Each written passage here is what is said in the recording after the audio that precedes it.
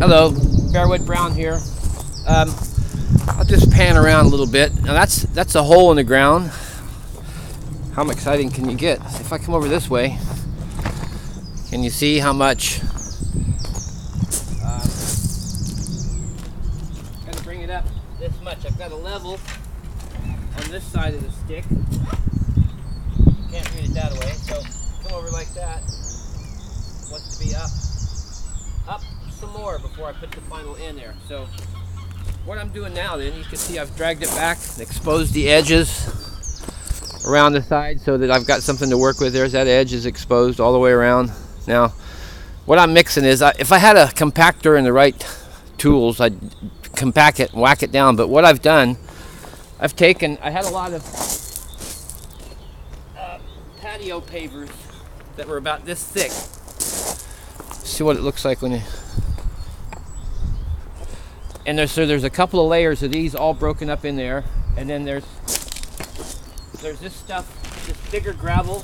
We ended up with some bigger gravel mixed with sand and ballast and cement, and then just strong enough to get it to bind together and not shrink. So basically, I just got to put a couple of layers of not a couple, but about 2 inches more, and then right down in that hole there. That's got to come up. That's got to come up quite a bit there to be bring that up level. So that's where I'm going to mix some now. I'll move this camera back over this way a little bit. I think the angle of the sun's better. Look at that view behind me. That's rough working circumstance. So I use one of these big buckets. I got a half a bag of sand in there at the moment, and I want this wet. The wetter it is, the easier it is to mix with. So if you start in half a bucket and get it all soft and stuff, then add to it.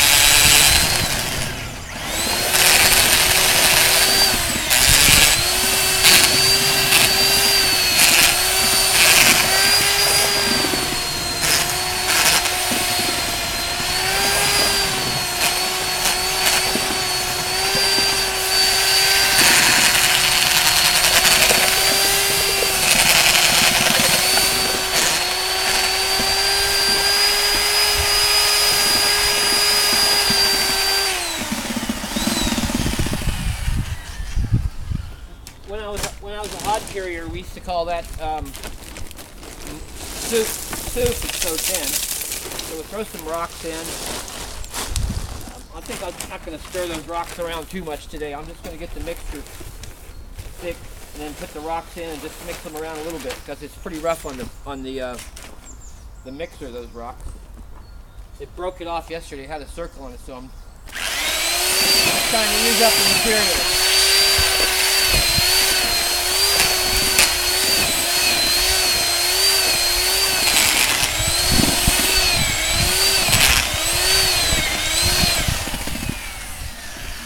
Add some more water. Maybe about a half a liter. A quart in American.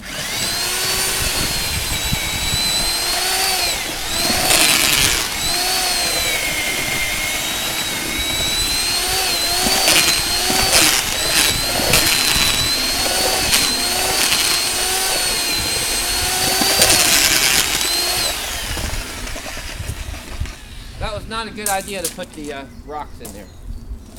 So we got some excess sandbags from the flooding, and we'll just put some of this in there.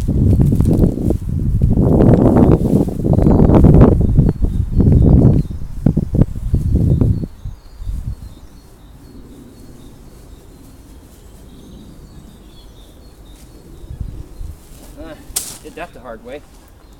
Now, again, I'm just going to keep mixing it. It's nice and soupy. Finally, when it gets close to the top, thicken it up.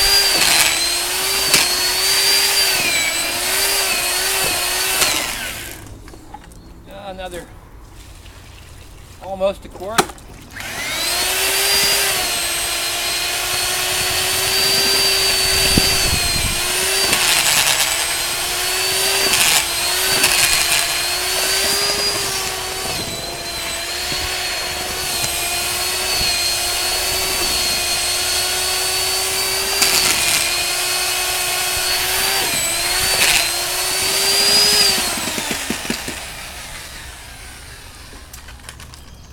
this one, I put some cement in there already, but it's not showing very good color in the mix. I'm a bit low on cement, so I'm gonna just put enough in there to get some color, and I'll have enough for just one more load,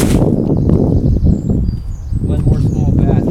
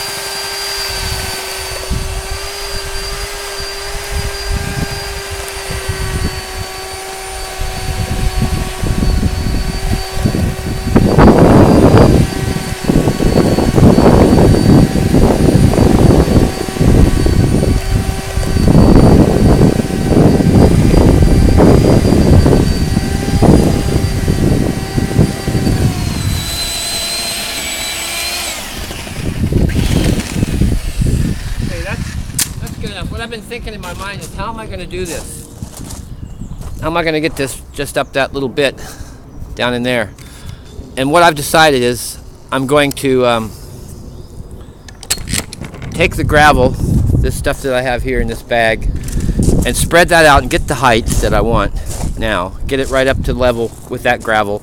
And then I'll take and smear what I got of the concrete over the top of it and spread that out and bind it all down. So that's what I think I can do. Instead of mixing the mud, the rocks in the mortar, which is hell on the mixer, and it doesn't make any sense. So I'll spread the gravel out and then just put a thin layer of concrete on there just to hold it in place and give it some binding strength. So that's where we are for now. Thanks for watching. Stay tuned if you want to see any more what the final job might look like.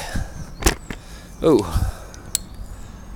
And then just one little, I'm just going to zoom in all the way to Reading town. And that's like there's like a big building down there that looks like a sail. Let's see what that looks like on the video. It's coming back. Let's just play with the zoom a little bit. This is a Samsung WB100, and it looks like, oh, I can't see with my glasses on, hopefully. It's on automatic white balance, but isn't that zoom amazing? Okay, thanks for watching. Bye.